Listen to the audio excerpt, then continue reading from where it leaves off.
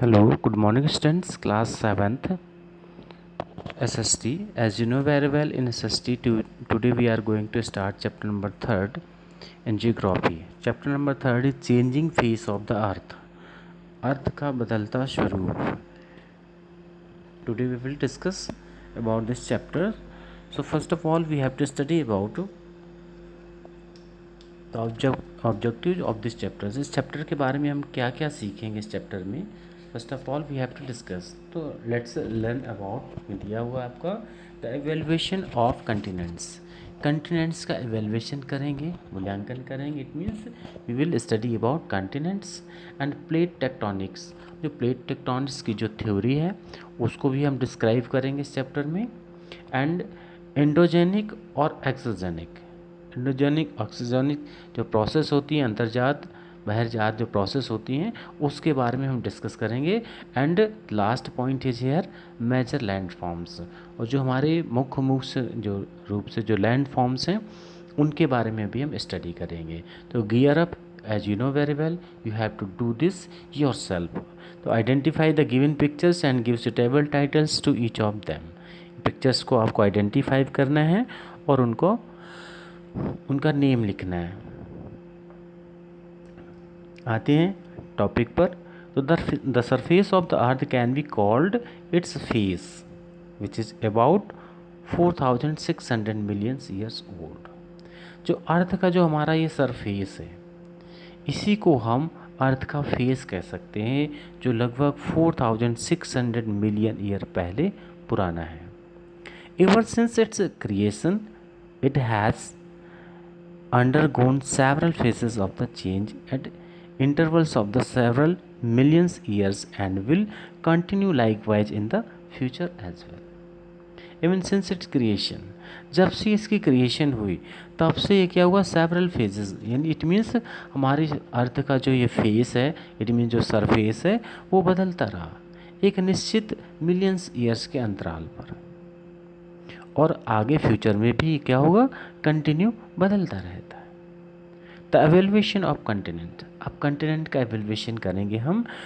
तो जो Alfred Wegener हैं उनके अकॉर्डिंग हम स्टडी करते हैं. तो in the 19th century put forward the theory of continental drift stating that about 225 million से 200 million year ago the earth land mass was just one supercontinent called पैंगिया.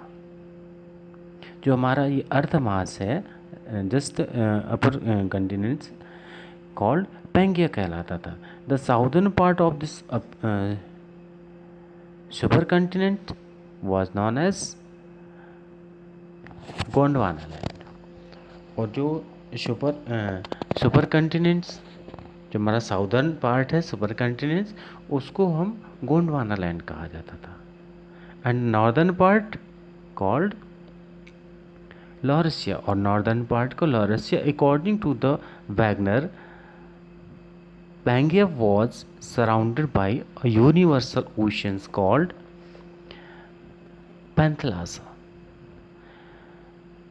Wagner के according जो पैंगिया था ये जो हमारे यूनिवर्सल ओशियन है उनसे घिरा हुआ था, जिसको पैंथलासा कहते हैं. On the eastern side where the two land masses. Eastern side जहाँ पर दो लैंड मासेस से जॉइन वॉज सैलो स्टन्स. ये क्या थे, उथले थे, filled with water called the Tethys sea. और ये पानी से भर गए जिनको थिसिस सी कहा गया. Due to the geological changes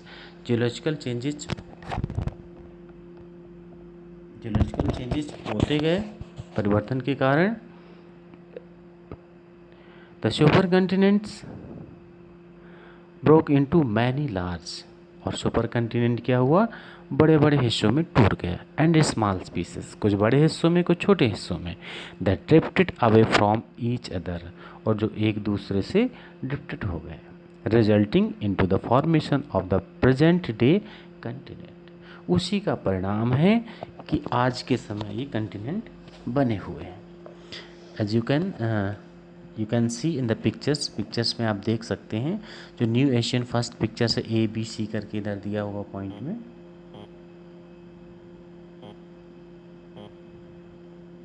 यहाँ पर ये इस पिक्चर्स में देख सकते हैं, इसमें देख सकते हैं, इसमें देख सकते हैं किस तरीके से फॉर्मेशन हुआ है। तो जो पिक्चर नंबर A है इसमें न्यू ओशियंस फ्लोर अर्थ 180 मिलियन ईयर्स अगो, ये न्यू ओशियंस फ्लोर थी जो 180 ईयर्स पहले की थी। बी पिक्चर में देखेंगे 135 मिलियन ईयर पहले की है ये। और इसके सी में देखेंगे द अर्थ टुडे, ये आज की अर्थ है।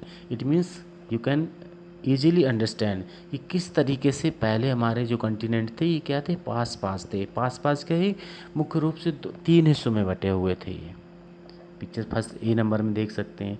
फिर B में क्या हुआ, ये बड़े बड़े टुकड़ों में और कुछ छोटे टुकड़ों में हो गए, और वो बीच में फिर टूटते टूटते अलग होते होते हुए इस तरीके से आ गए। That is continent drift theory.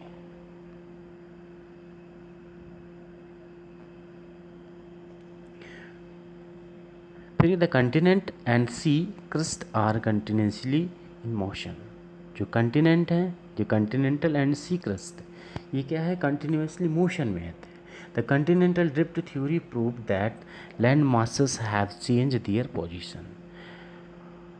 और इस तरीके से जो कंटिनेंटल ड्रिफ्ट थ्योरी है वो ये प्रूव करती है कि लैंड मासेस क्या हो गए, चेंज देयर पोजीशन, अपनी पोजीशन बदलते गए। When two oceanic crust move away, अब जब दो ओशनिक क्रस्ट क्या होती हैं, आपस मूव हो जाती हैं ईच अदर, एक दूसरे से, molten lava ozones out of the sea floors.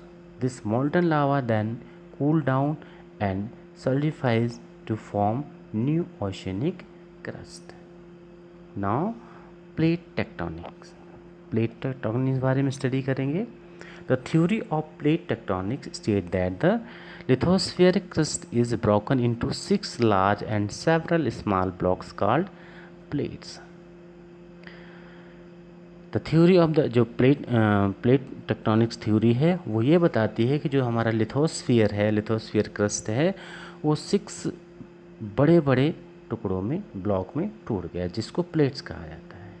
The whole process of the plate movement is referred to as plate tectonics. These plates move very slowly, और ये प्लेट्स क्या हैं, बहुत धीरे धीरे मूव करती हैं, just a few millimetres each years.